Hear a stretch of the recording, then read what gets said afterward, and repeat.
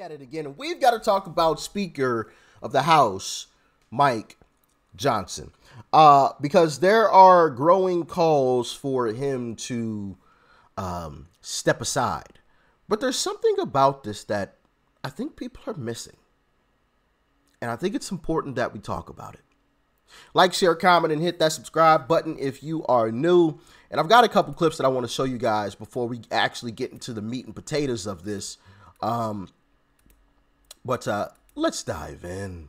Last night after midnight, we officially lost control of the House to the Democrats when the Democrats on the Rules Committee crossed the Rubicon and voted for the Republican rule to pass billions and billions of dollars to fund foreign wars with nothing to fund and secure our southern border. I've been working on the House floor just now, talking with other members, asking for co-sponsors in my motion to vacate Mike Johnson as Speaker because we have completely lost confidence in his leadership now that he is allowing Hakeem Jeffries and Chuck Schumer to completely control the House. This has never happened before in history, and I'm pleased to announce that I've just added another co-sponsor, and that is the great patriot from Arizona, Paul Gosar. So obviously that was Marjorie Taylor Greene, who is obviously upset.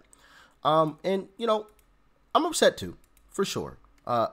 Here's a guy that I like as well. I think Thomas Massie's doing the right thing, and I think that the Republicans need real leadership. We need to use our power. Our people are frustrated. Why don't we use the power of the purse? Why does the debt keep getting bigger even when Republicans are in charge of the House? So I think we need somebody that has some courage and some intestinal fortitude. He was talking about Thomas Massie, who is this gentleman right here, who is on board, obviously, as you heard, with Marjorie Taylor Greene. I knew Mike Johnson from Judiciary Committee, and also he was the deputy whip assigned to whip me for the last several years. So we had a good relationship. I knew him, but I don't know this person who is Speaker now.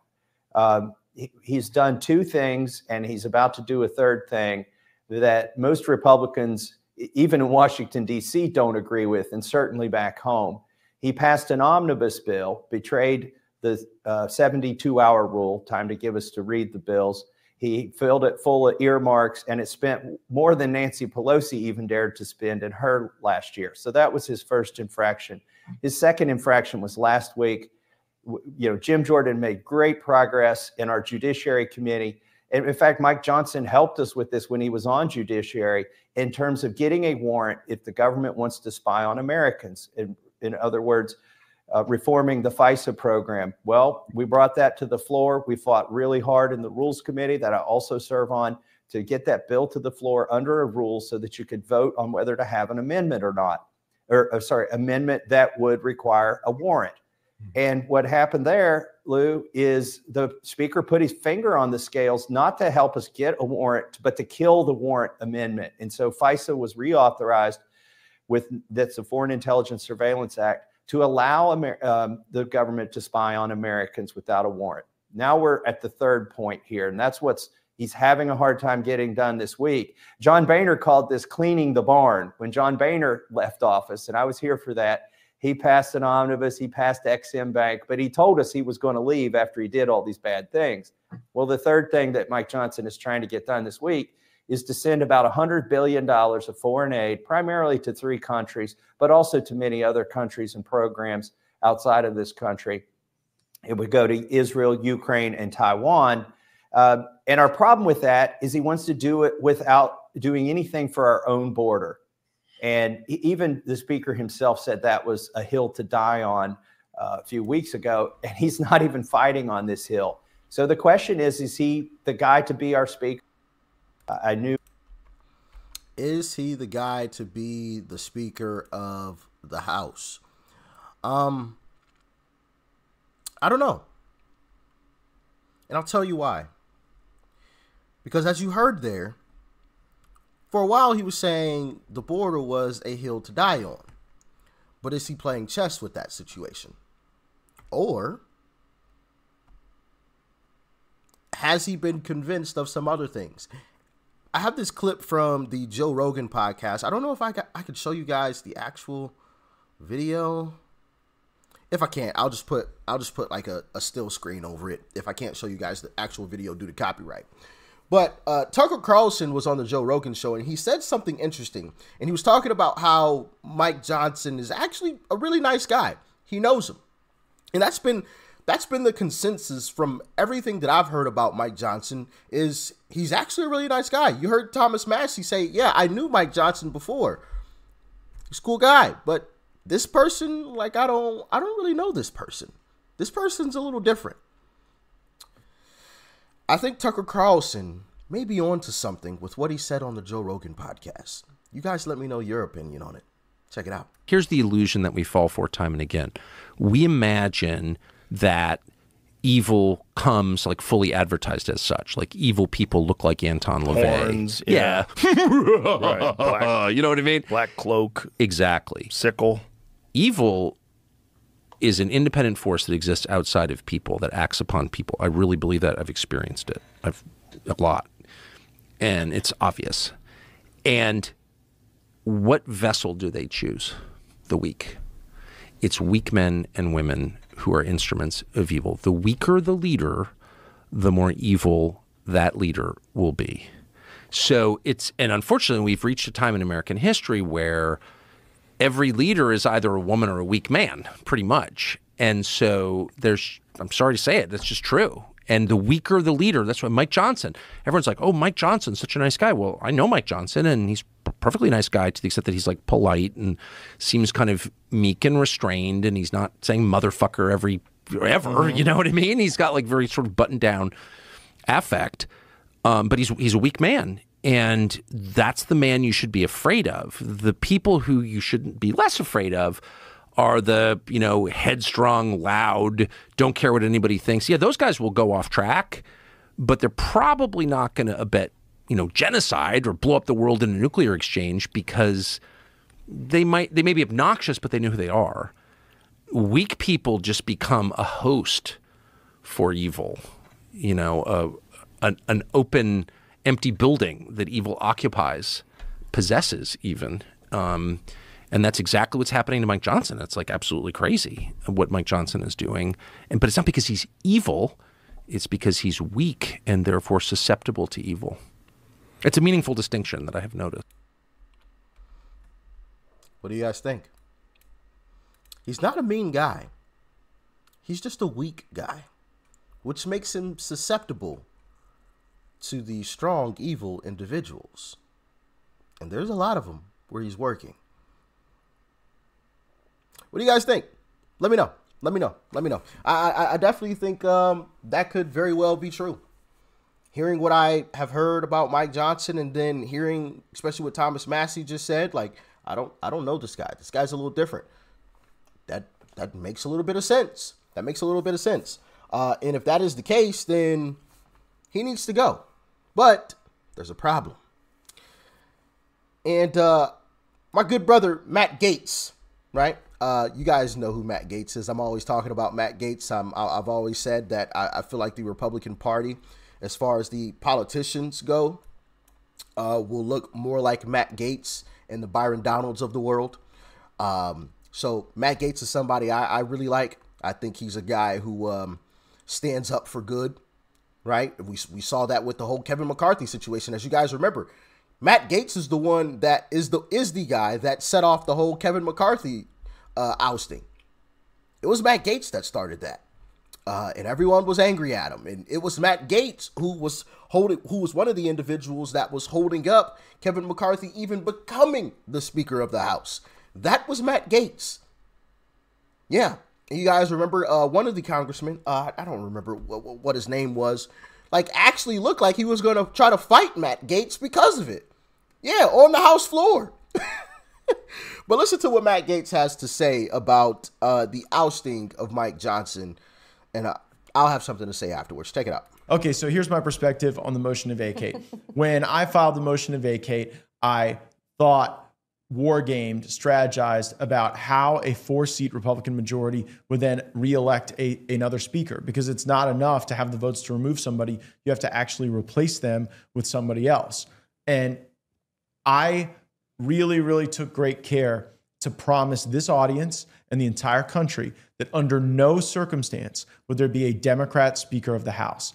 I knew there might have been a few that maybe a little iffy. Would they vote for maybe a Josh Gottheimer style Democrat or a Trone style Democrat? But indeed, I did not believe that the prisoner's dilemma of a 4-seat majority would allow 5 or 6 to be able to break off together, that wouldn't be available. But here is what I regret to inform you. I do believe in a 1-seat majority, there could be 1 or 2 or 3 of my colleagues who would take a bribe in one form or another in order to deprive the Republicans of a majority at all. And let me tell you what a Democrat speaker looks like.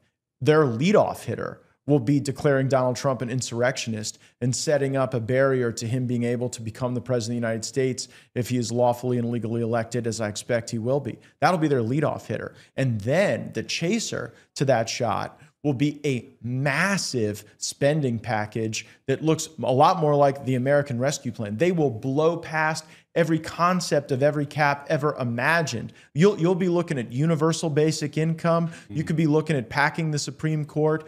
And so the risk that 1 or 2 of my corrupt Republican colleagues might take a bribe, take a walk, feign an ailment, and flip this thing to the Democrats is a risk that is too high for me at this time. But Anna, I want to hand it to you. Yeah. Yeah. I've been saying that. I said that before when it was first announced that Marjorie Taylor Greene might try to oust Mike Johnson. And I said, that's a bad idea. And a lot of you disagreed with me. Maybe not a lot, but a good number of you disagreed with me. You guys were like, no, Mike Johnson's a bad guy. We got to oust him. And I'm like, I don't know, guys. Granted, yes, I'm new to politics. I get that. But I do feel like I understand it at least somewhat. I do feel like I've got enough knowledge, right, to see the forest through the trees, and I see a Democrat becoming the Speaker of the House. I see that. I see that happening. If we oust Mike Johnson, and yes, I'm not a fan of him either. None of us are. Okay? But as you just heard Matt Gaetz say right there, a Democrat speaker is going to be a whole lot worse than Mike Johnson. Right? Yes, we're not happy with Mike Johnson. We get that. But are we going to cut off our nose to spite our face? Who are we hurting in this situation? I'll ask this question to all of you. And I would love to sit down with Marjorie Taylor Greene on this and Thomas Massie. Maybe I'll try to set that one up. But who are we hurting in this situation by ousting Mike Johnson? We're not hurting Mike. He's still going to be a congressman, right? It's not like he has to go home. He's just not Speaker of the House anymore. We aren't hurting Democrats. They're actually clapping for this. They're hoping that this happens. So who are we hurting? Ourselves.